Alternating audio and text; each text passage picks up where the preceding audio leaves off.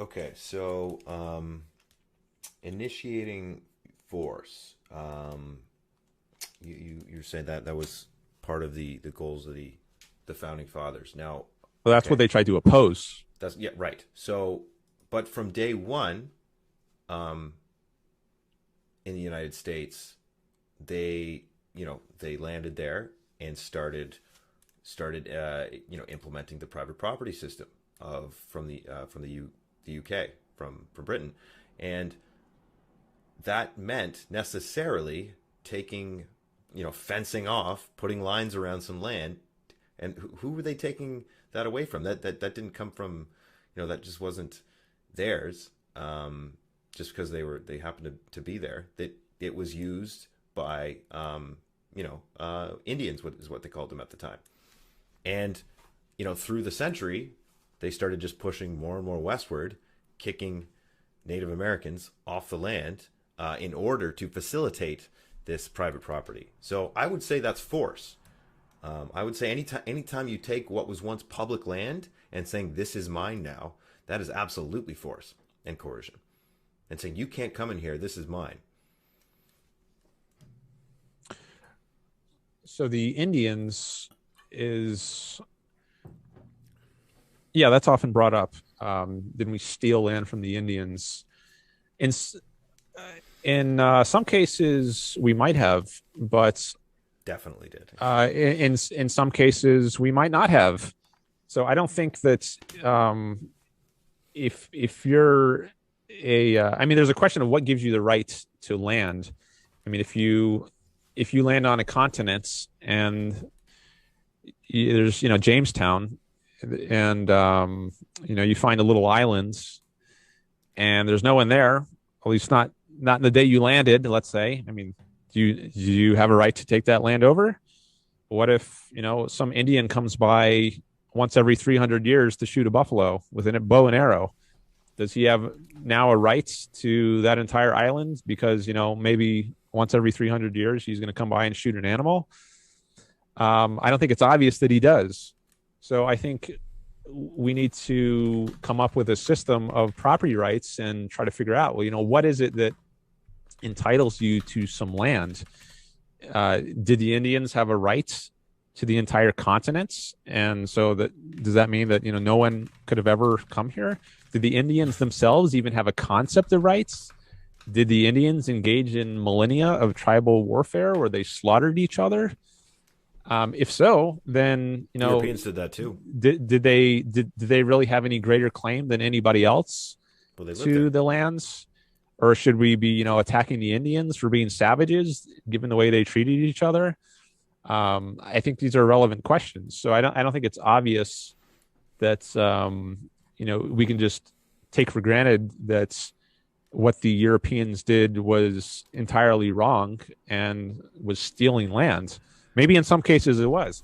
Now, I think if Indians were being peaceful, if they weren't engaging in massacres unprovoked, then I don't think it's right to attack the Indians. I think if they're just engaging in agriculture on some set of land, I don't think anyone has. I don't think any Europeans have a right to kick them off that land or to steal what they've taken. I think they can trade. They can at least offer to engage in trade with those Indians, but I don't think they have a right to kick them off that land.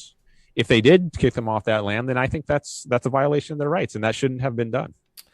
Okay. So I mean, you acknowledge that perhaps some of the at least some of the land seizures may not have been um, uh, done without coercion. Now, I mean, I'm sure you've seen a map before of Native American reservations in the United States now and what that looks like. I'm sure you can imagine if you just look at a map, it's about what 99%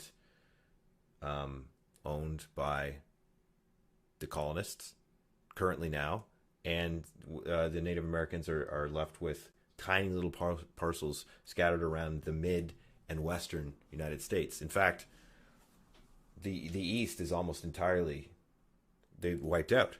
They got pushed out. Now, from what you were describing, most of what was done was justified, um, for some reason, or maybe through deals or whatever. I can't imagine 20 million um, Native Americans agreeing without coercion to how this map looks now, right? If you think, back in 1776, or no, sorry, not 1776, in the 1600s or whatever, when they first encountered the Jametowners, they said, okay, here's the deal we're going to give you. We're going to take 99% of your land, and you can have these little patches in the west, and you have to move, by the way. You can't live here anymore. You think that is that something they would have agreed to without force? I don't think so. Well, there's a lot of Indian groups. I mean, they're not a monolithic True. tribe, and I mean, they fought amongst themselves. So they're saying they're wiped themselves out all of a sudden in 100 years. I think some of them did try to exterminate other tribes, actually. So That explains why they don't have any land anymore. no, I'm just saying that they're not a monolithic group. It's not like there was one nice group of Indians who were totally peaceful, and we just kicked them all to some tiny remote place in the West. There are lots of different tribes, and they fought amongst themselves. And I mean, they would ally. Some would ally with the French, some would ally with the British, and they would kill each other in the wars that European countries were fighting in the French and Indian Wars. And all these treaties were made, many different treaties with many different groups. How many of those treaties were respected by the French and the British? I don't know. I don't know like all the history of this, but I'm just saying there's no, I don't think there's one simple answer that says, we just kicked the Indians off their lands into this one tiny place, and it was unjustified. I think it's more complicated than that, which is not to say there weren't unjust things done. But I think if there, insofar as there were unjust things done, insofar as there were initiations of force, I oppose that. I don't think it should have been done. Okay, but you could have asked them, to assimilate, or, if they don't want to assimilate, they can be on some plot of lands and maybe trade if they want. But I don't think they should be kicked off it if they're being peaceful. If they're being so, okay, so yeah, if they're being peaceful.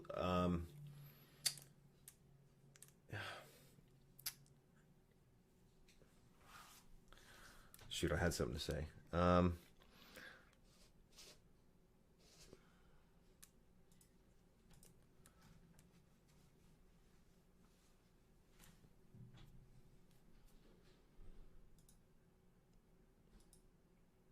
Okay, so I think the difference here is you see capitalism as an ethical system from the outset, like inherently ethical, that it helps promote freedom.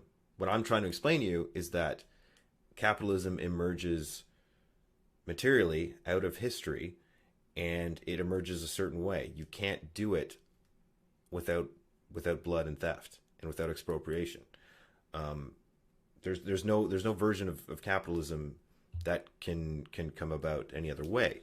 If you have societies, as they all were, with 90% of the population living off the land, and you need to get industry going, and you're trying to get the private property system going, at some point you have to make a change materially, and that's going to be to kick people off the land, and that's going to be also to go to the New World and get extract resources and send them back.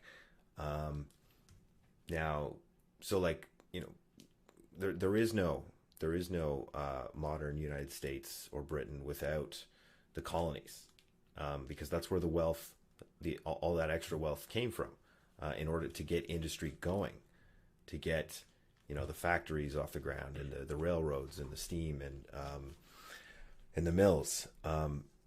It can't really happen otherwise. You can't raise enough capital or generate enough wealth without having done that colonization and invasions and violence to begin with. And capitalism, like, you seem to, I think, yeah, you have kind of a divorced from the material world idea of what, like, capitalism is an idea. It's a mode of production. It's a way people organize society. Oh shoot, I'll fix that. Here, I'll let you respond. Oh, okay.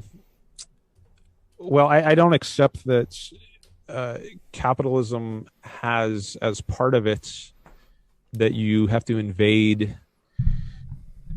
other people's lands and engage in theft. I think that's. I don't But it see happened every any single reason for time. that. It happened at everywhere capitalism emerged early. That's what happened.